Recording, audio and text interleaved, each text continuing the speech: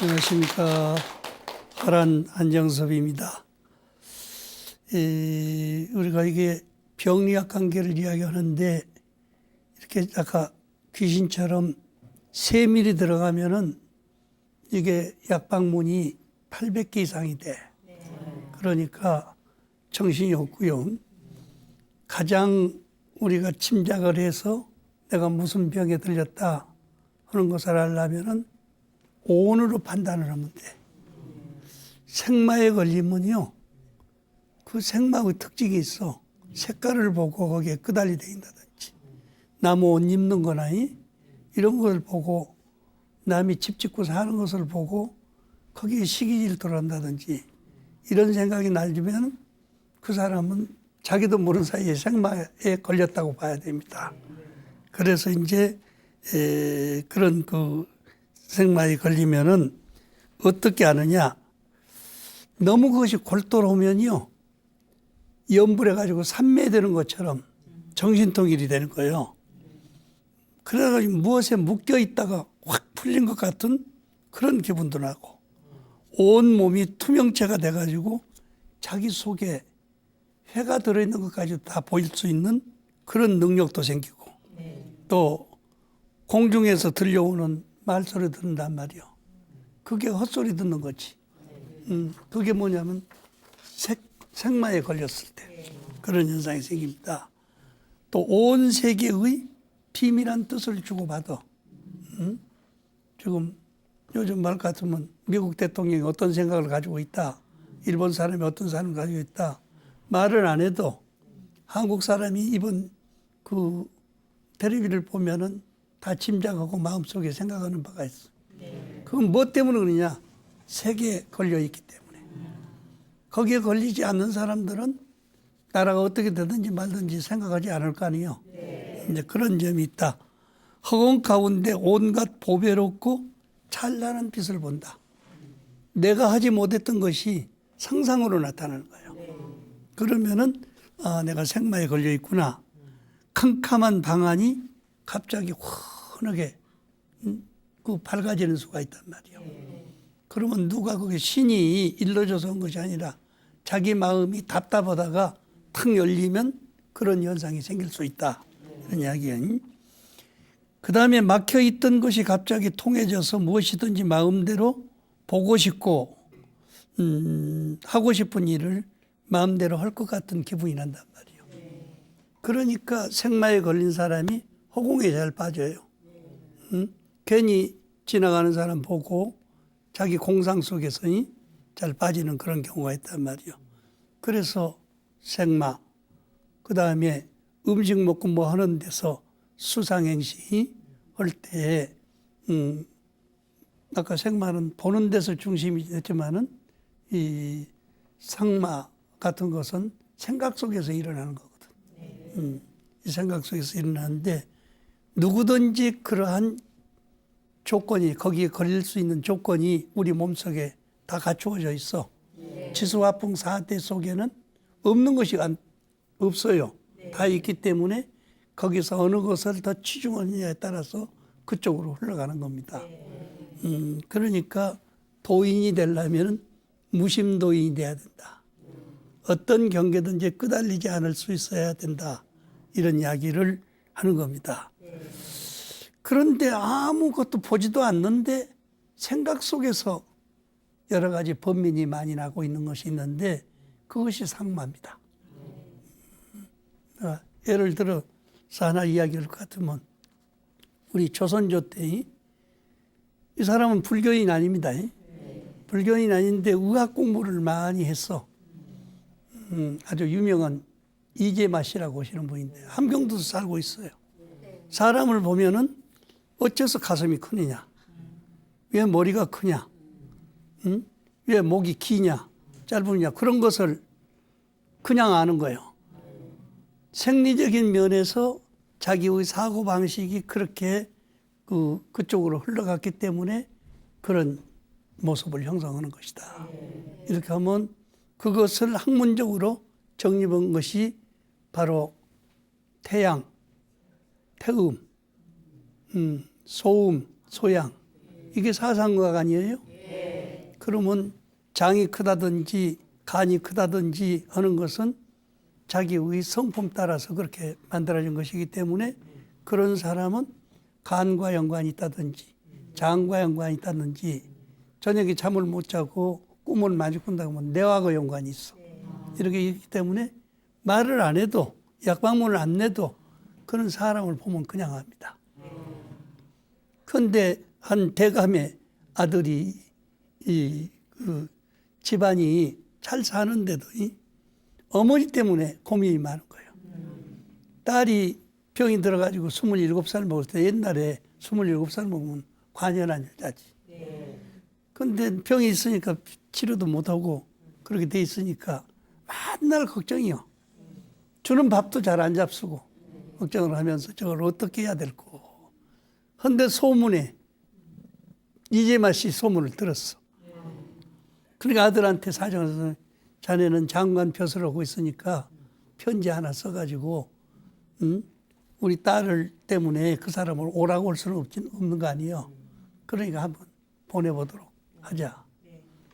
그래서 가마를 튼튼하게 만들고 해서 그 여자를 태우고 함경도까지 갑니다. 석 달 걸렸어, 석 달. 석 달 걸려서 고생, 말도 못하게 고생하고 갔는데 물어 이재마 씨를 딱 찾아가서 마당에 서니까 내려놓으면 죽어. 그냥 가야지 안 된단 말이야. 내려놓으면 죽는다고. 아, 여자가 여기서 말 듣고 석 달 동안 거기까지 갔는데 물 한 모금도 안 주고 쫓아버리니까 기가 막힐 거 아니에요?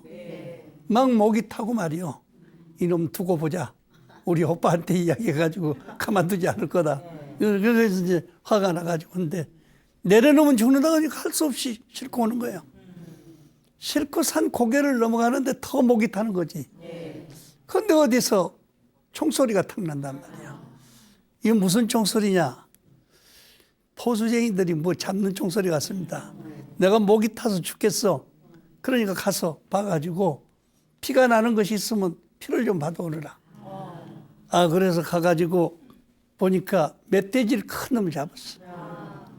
그래서 그냥 그 자리에서 피를 한 사발을 했는데 이 피가 얼마나 그게 독한 것인데 갖다 주니까 그냥 한 사발을 단번에 마셔버리는 거예요. 그리고 그 자리에서 일어나가지고 나는 걸어가겠다 그러는 거예요. 걸음도 못 걷는 사람이. 참 이상한 일이다. 약 하나도 먹지 않고 이렇게 됐는데 어떻게 그렇게 됐을까. 그래서 거기서 이제 오다가 가마 타고 오다가 이렇게 해가지고 한양까지 왔어요. 오니까 얼굴이 훤해졌거든. 아주 노랬는데 밝아졌단 말이에요. 좋은 약을 먹었구나. 그래서 어머니가 이제 만족한 거지. 만족했는데 와가지고 막 행설수설하는 거예요. 갔다가 물 한 모금도 못 얻어먹고 죽을 뻔했는데 그놈 거기 놔둬서는 안 되겠습니다. 오빠가 그 잡아다가 야단 한번 치십시오. 어머니는 병 나았으면 그만이지. 무슨 잔소리해. 은인으로 생각해야 된다. 그렇게 생각을 하고 있는데 딸은 병이 나가지고 시집을 갔습니다. 그런데 어머니가 딸이 시집간 뒤로 병이 났어. 밥을 못 먹겠어. 견딜 수가 없어. 그러니까 할 수 없이 우리 딸은 병이 나와서 시집 갔는데 나는 이렇게 죽게 생겼으니까 약방문이라도 하나 얻어다 주면 좋겠다. 그러니까 내가 갈 수는 없고 그러니까 약방문을 하나 얻어다 줬으면 좋겠다. 그래서 편지를 써가지고 약방문을 부탁을 했어. 그래 딱 갖다 보니까 보더니 편지를 보더니 약방문을 써주는데 단기 작약 천궁 이렇게 써야 될 거 아니에요. 약방은. 그런데 논 5마지기, 밭 5마지기, 쟁기 1벌, 일꾼들 2이, 여자 하나, 남자 하나. 이렇게 해서 보내면 어머니 병이 나을 거다. 그러니까 아들이 그 편지를 받고 보니까 미친놈이요. 약방문을 써주는 게 아니고 어떻게 쟁기를 갖다가 쓰냔 말이요. 어떻게 삶아 먹으라고. 그러니까 그냥 책상 속에다 넣어놨어. 그랬는데 보름이 지나니까 갔다 온 신문을 끊어 왔는데 왜 약을 안 지어주냐고요. 그 미친놈입니다. 응? 동생 말이 맞다고. 응? 내가 한번 야단 쳐야 되니까 걱정하지 마십시오. 그래도 내가 약방문을 한번 보고 싶다고요. 그래서 약방문을 보여주니까 나는 이것만 있으면 병이 낫는다고요. 아니 어떻게 이걸 전기를 어떻게 삶아 먹어. 안 되는 일이죠. 너도 알다시피 너희 할아버지 할머니가 자식이 없어 딸 하나 낳아가지고 내가 여기 와가지고 호강하고 살았는데 요즘 나이가 96세요. 그런데 두 분 다 시봉도 없어. 내가 밥이 들어가겠어? 그러니까 나는 이제 여기서 사는 것은 그만두고 여기 방문에 있는 대로만 적어주면 사람 데리고 가서 내가 아버지 어머니 모시고 살다가 갈 테니까 그렇게 해달라. 그래서 할 수 없이 그렇게 했어요.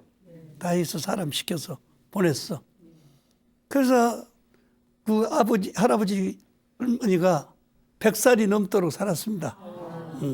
그러니까 이제 나라의 임금님께서 우리가 이렇게 100살 넘은 사람이 있으면 나라에 좋은 일이 생길 테니까 임금님이 직접 모셔가지고 공양 한번 대접하겠다. 다 이렇게 이제 모셨는데 한 30명 모였는데 101살 되시는 분은 그분 애할아버지 뿐이에요. 그 어떻게 해서 살았습니까? 그러니까 나는 우리 딸 때문에 이렇게 살고 있다고 자랑을 하는 거예요. 그래서 그 딸이 누구냐 보니까 모 대감의 어머니요. 그래서 그 임금님이 이런 사람이 있으면은 한번 데려다가 그 진짜 칭찬하고 큰 일을 한번 할 수 있도록 하는 게 좋겠다. 그래가지고 초청을 하라고 그랬어요. 초청을 했는데 그냥 초청을 하는 거 아니라 그 대감 집으로 오라고 온 거예요. 그래가지고 오자마자 땅바닥에다가 무릎을 꿇치고 말이요. 이 나쁜 놈, 전기를 갖다가 무슨 삶아 먹으라고 줬어? 그러게 하고 야단 치니까 무릎 꿇고 앉았다가 벌떡 일어났어. 이런 고얀 놈이 어디 있어? 너 같은 놈이 임금님을 어떻게 섬겨? 너희 동생은 돼지피가 아니면 살 수가 없어.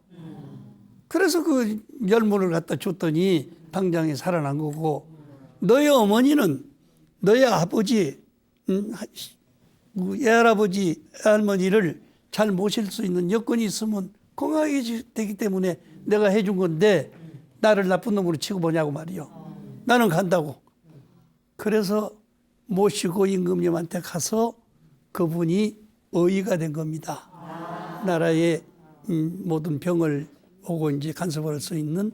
그래서 우리나라의 사상의학은요, 이렇게 무슨 뭐 진맥만 하고 또 생리학적인 면에서 판단하지 않고도 눈이 열린 사람이 체질을 보고 판단을 해서 여러 가지 약을 쓰지 않단 말이에요. 한두 가지 약을 써가지고 그냥 치료할 수 있는 방법을 이렇게 만들어졌으니까 이런 점을 보면요. 어머니 병이 뭐 때문에 났어요? 상상 때문에 난 겁니다. 응? 오직험은 상사병이라고 그래. 응? 상사병이 난 건데 아들은 그걸 모르는 거예요. 잘 먹기만 하면 된다. 부잣집에서 가서 어머니로서 살고 있는데 그런 생각하느냐 이렇게 하는데 모든 것은 내 생각에 의해서만 판단할 것이 아니요. 어째서 밥을 못 잡수고 계신가? 어째서 저런 생각을 하고 있는가?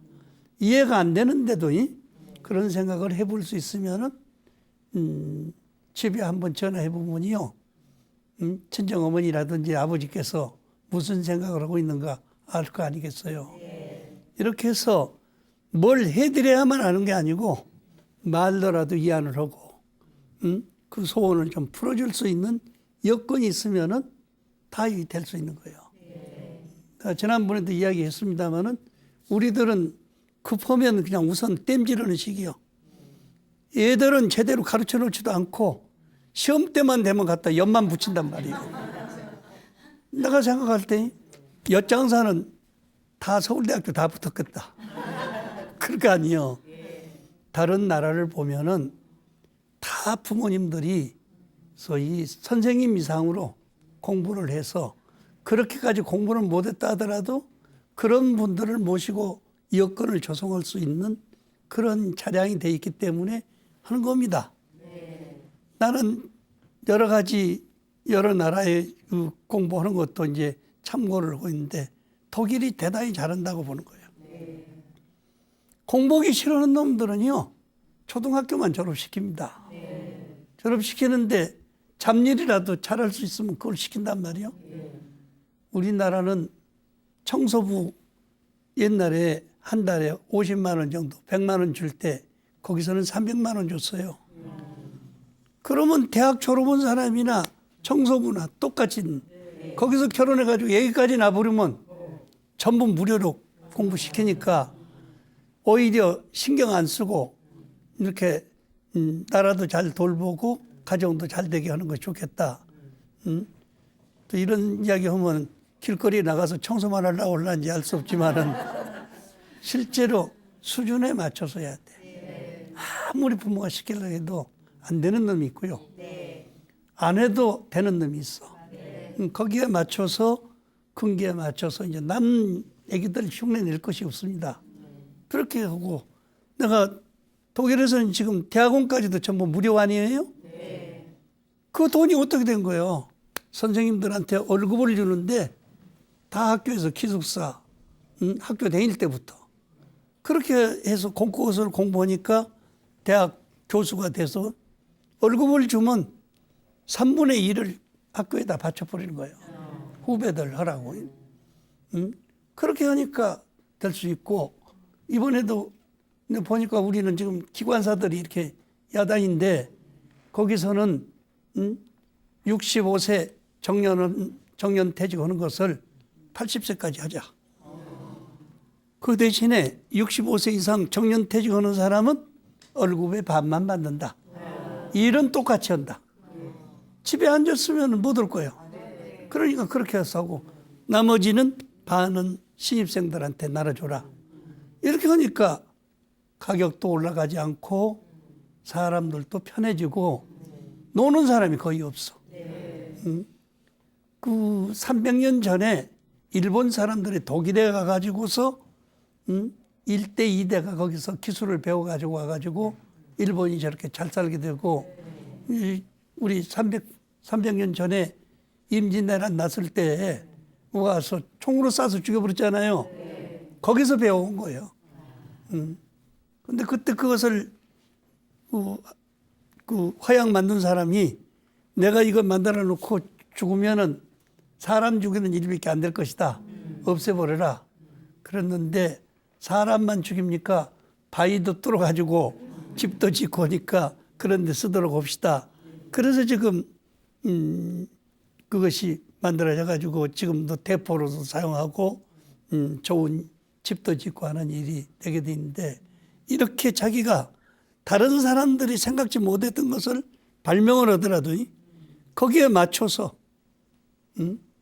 인류를 생각하고 백성들을 생각하고 살 수 있는 길을 마련해야 무엇이 길이 열리는 겁니다.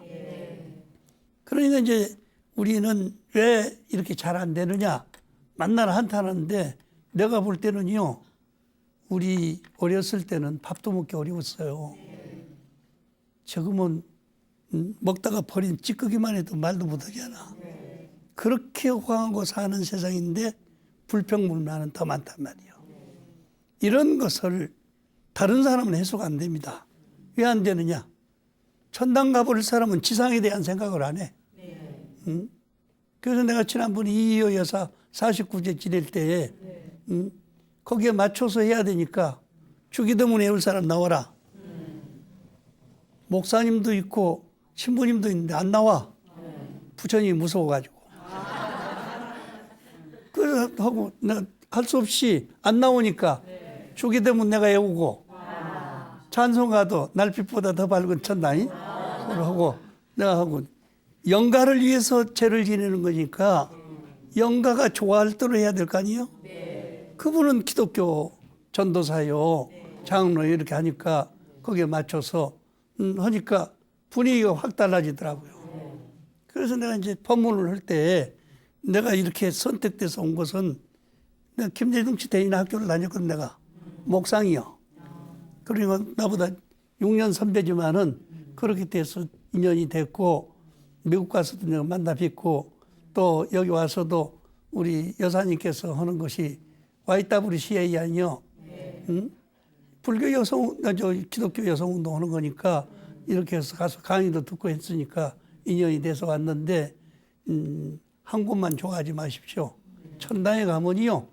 여호와 천당에 가면 계속해서 박수만 치고 노래만 불러야 돼.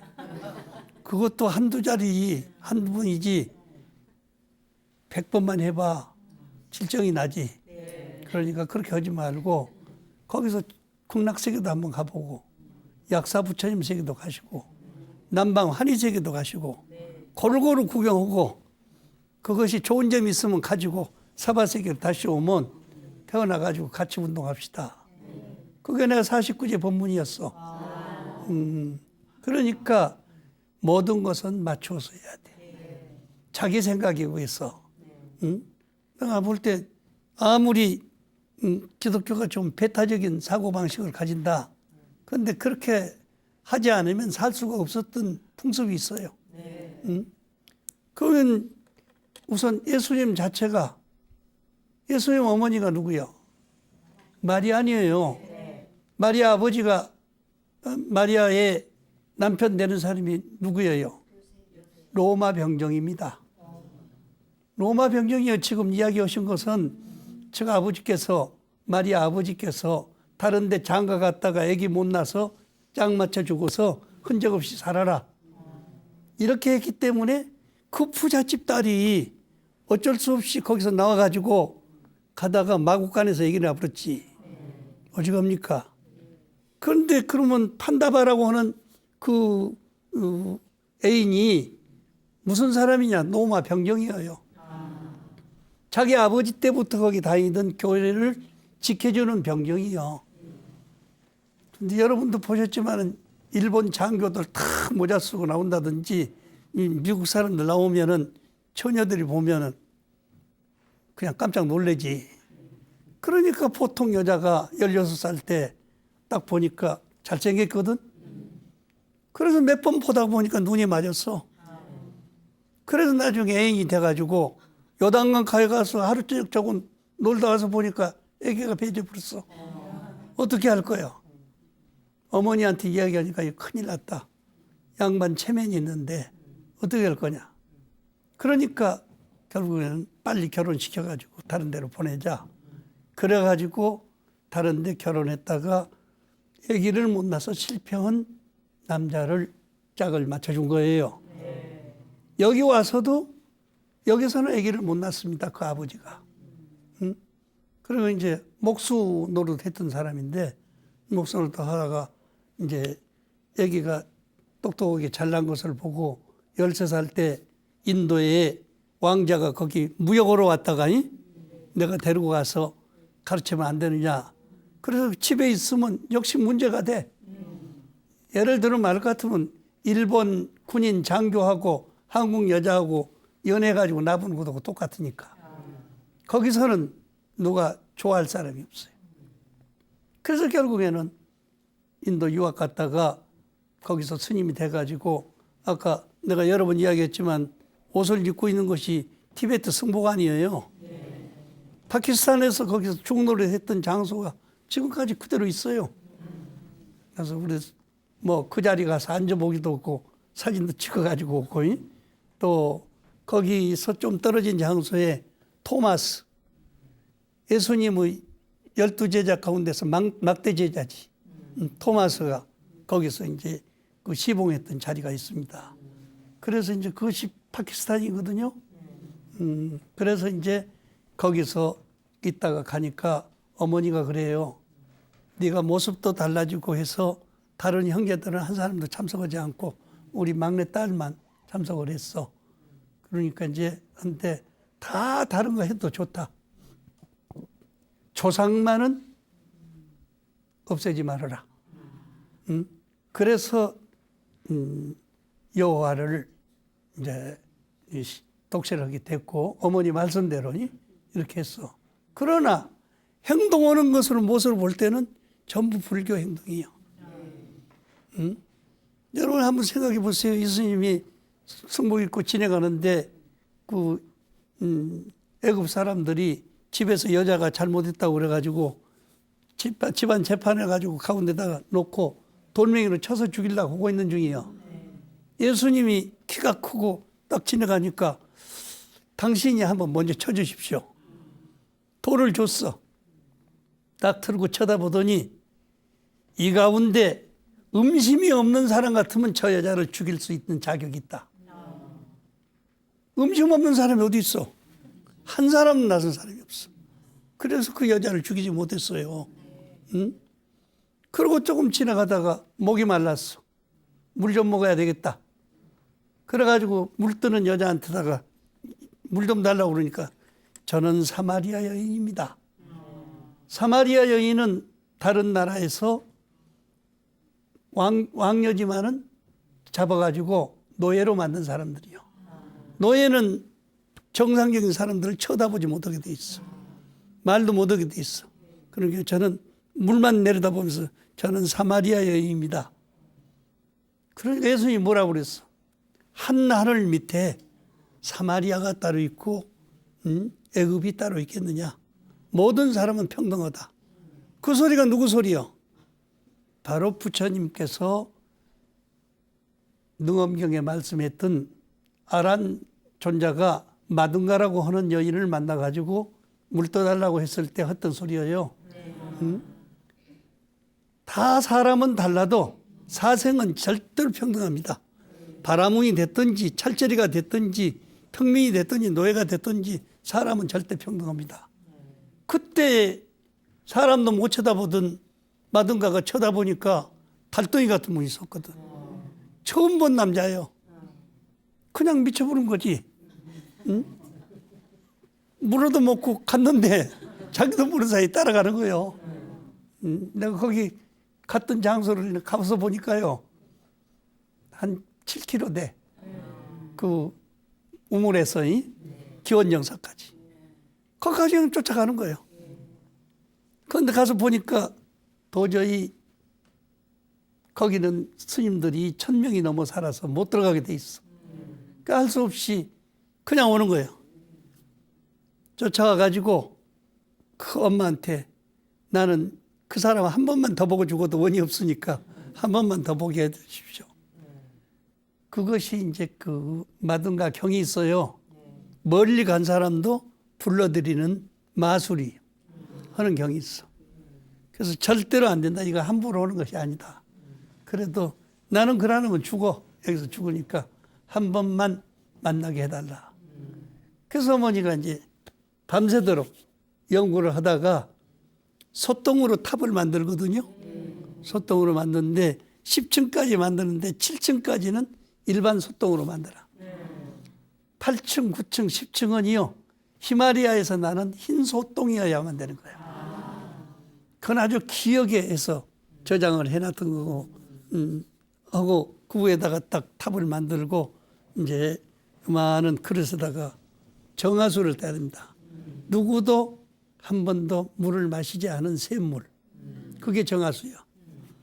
정화수 물을 떠다가 갖다 올려놓고 이제 바가지를 엎어놓고 동동동동 치면서 뭐라고 해요. 그러면 천리밖에 갔던 사람도 앞으로 오는 거예요. 그러니까 한 2시간에 오니까 아란존자가 그 집 문 앞에 가서 딱 섰는 거예요. 이거 그냥 여기가 나가가지고 말이요. 보듬고 들어오는 거예요. 아란존자를.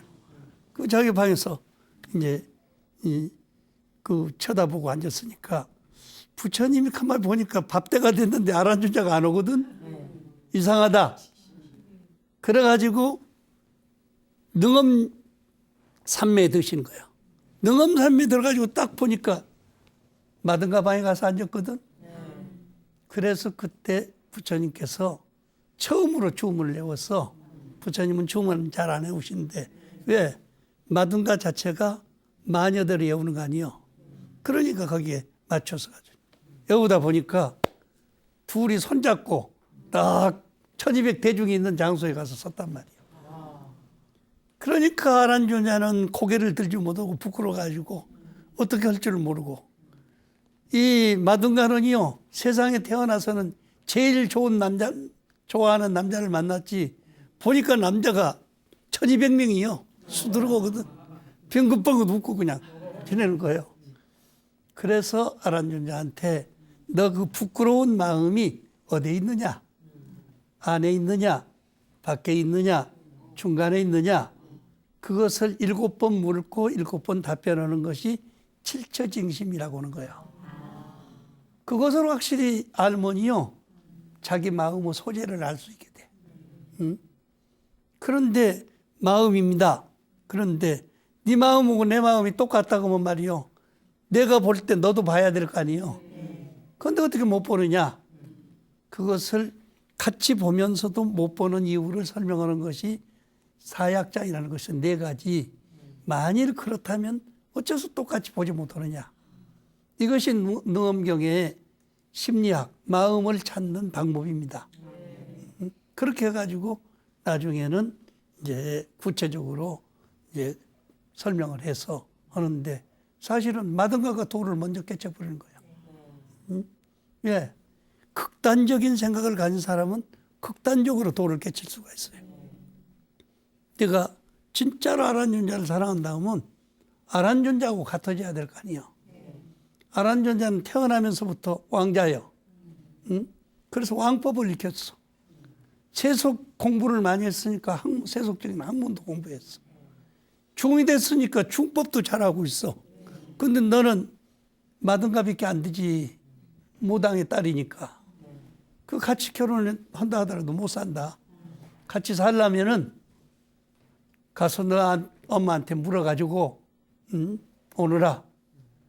그래서 가던데 올 때는 머리 다 깎고 승복까지 어서 사셔서 입고 왔어.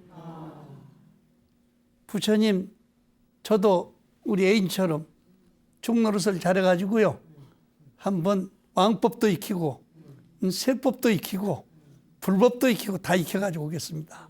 어디로 가서 공부할까요? 비구니 스님들이 공부하는 왕사가 있어. 거기 가라. 가서 보니까 700명이 모였는데 한 사람도 남자 생각하는 사람이 없어. 이게 어떻게 딴 세상이로구나. 깜짝 놀랐는데, 그냥 진짜로 사귀고 싶거든 능엄주를 중심으로 해오라. 그렇게 하고 정리를 하더라고요. 90일 동안 하라고 그랬는데 72일 만에 독해쳐 버린 거예요. 꿰쳐놓고 보니까 전생에 자기 남편이요. 그러니까 그냥 되는 게 아니에요. 어디 길가라도 눈이 딱 맞는 사람은 이유가 있어. 그래서 결국에는 이제 같이 이렇게 인연이 있는 사람이지만은 이미 출가해가지고 계신데 나 혼자면 어떻게 모시고 살아. 그러니까 저도 금생에는 중노릇을 해가지고 아란존자처럼 살겠습니다. 그렇게 해서 마등가가 아주 총명 제1비구니가 된 겁니다. 그러니까 본래 결정되어 있는 법은 없어. 나무를 갖다가 어떻게 쓰느냐에 따라서 그 나무 가치가 있는 거 아니에요? 여기다가 이렇게 만들어 보니까 이거 병풍처럼 돼버렸어. 그런데 이 나무 가지고 부처님을 조성해서 모셔봐. 누구든지 보면 거기 합장하고 기도드리게 돼 있지. 그러니까 물건 자체에 세상에 가치가 있는 것이 아니라 그 물건을 쓰고 보는 사람에 따라서 물건까지도 귀해지느냐 천해지느냐 하는 것이 달려 있습니다. 저는 그런 것을 많이 봐요. 내가 주례를 1200상을 썼어. 23살부터 줄에 서가지고요 76살까지 썼으니까 뭐 엄청나게 썼죠. 그러면 정월달이라든지 8월달이라든지 거기서 난 애기들이 보통 100명, 200명 모여. 그래가지고 같이 오면은 뭐 내가 낳지 않았어도 내 새끼지 전부. 그래서 아주 재밌게 이렇게 지내는데 부부간에 싸운 사람도 있고 좋아지는 사람도 있어. 그러면 상담을 해보면 가지각색이요. 원래 우리는 이 몸뚱아리도 없던 속에서 지수화풍 4대 가지고 만들어 가지고 사는 건데 그것도 조화를 못 이뤄? 그런 사람은 100번을 가도 결과가 없다. 다 부족한 점이 있어도 부족한 점을 깨달으면 그때부터서는 달라지는 거예요. 응? 다른 사람들도 다 시봉하고 사는데 또 이런 사람도 없이 사는 사람도 있잖아요. 내가 그러니까 그전에도 이야기했지만 자비우 전화하다 보면요. 부부싸움 하는 사람들이 전화를 많이 해. 꼭 밤중에 오네. 여기는 다 중들이 혼자 사니까 일로 보내라고 해도 한 사람도 안 보내는 아직까지. 그렇게 허망하게 사는 사람들이 많아요. 항상 그런 생각을 해야 돼. 혼자 사는 스님들도 계신데 내가 이 세상 한번 경험하고 살아봤으면 딴 생각을 한다는 것은 이건 욕심덩어리다. 어디를 가도 별 것이 없어. 제때 밥 먹고 사는 것은 똑같은 건데 그러니까 생각을 그렇게 가지면 저절로 도인이 돼버려요. 바로 이러한 일을 우리가 병리학을 하자는 것은 우리 속에 들어있는 병리를 스스로 판단하고 거기에 맞춰서 할 수 있도록 돼야 된다. 그렇게 하면은 행복하게 살 수 있어요. 나는 전국에 많은 사찰을 가서 법문을 하는데 밤중에 법문을 하는 장소는 영주 희방사예요. 저녁 11시서부터 1시 사이에 법문을 해달라고 하는 거예요. 아니 밤중에 나와서 법문 듣는 사람이 어디 있느냐. 가서 봤더니 한 200명 모여가지고 정진하고 하는 거예요. 보살님들이. 아주 열심히 정진하는 거예요. 그래서 이제 내가 좀 일찍 갔으니까 가서 이렇게 쭉 보니까 두운조사라고 하시는 분의 거기 영정이 모셔져 있어. 그래서 두운조사를 대강 역사에 봤으니까 원래 자기서 결혼해가지고 살던 분이요. 그런데 내가 좀 한 소식 얻어가지고 살아야 되겠다 해가지고 출가를 해서 소백산에 와가지고 조그마한 집을 짓고 살고 있는데 하루 저녁은 새벽에 대문이 열리는 소리가 난단 말이에요. 나가서 보니까 호랑이 한 마리가 입을 딱 벌이고 있단 말이에요. 배가 고파서 그러냐 옷을 벗고 달라드니까 먹질 않고 눈물을 흘리고 있단 말이에요. 보니까 댕기가 입에 가서 걸려 있는 거예요. 시집가는 여자를 잡아먹는데 그 피녀가 속에 걸린 거지. 그래서 그냥 해서 꺼내주고 야단을 치고 다시는 이런 일 하지 말라고 야단을 했어. 그런데 뒷산으로 올라간 놈이 한 20일 되니까 또 밖에서 뭐지 콩 그래. 나가서 보니까 멧돼지를 큰 놈을 하나 물어들었어. 나 살려줬으니까 보신 좀 하라고. 이놈아 절에서 스님이 멧돼지 잡아먹는 거 봤어? 너나 짊어지고 가서 먹으라고. 쳐서 보냈어요.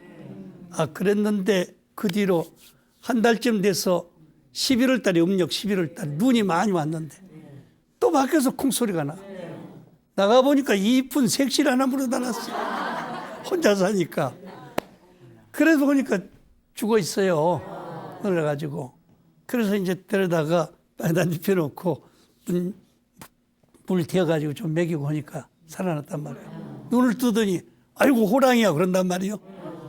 호랑이로 보인 거예요 스님이. 여기는 내가 산중에 들어서 혼자 사는 자니까 걱정하지 말라고. 그런데 나중에는 정신을 차리더니 우는 거예요.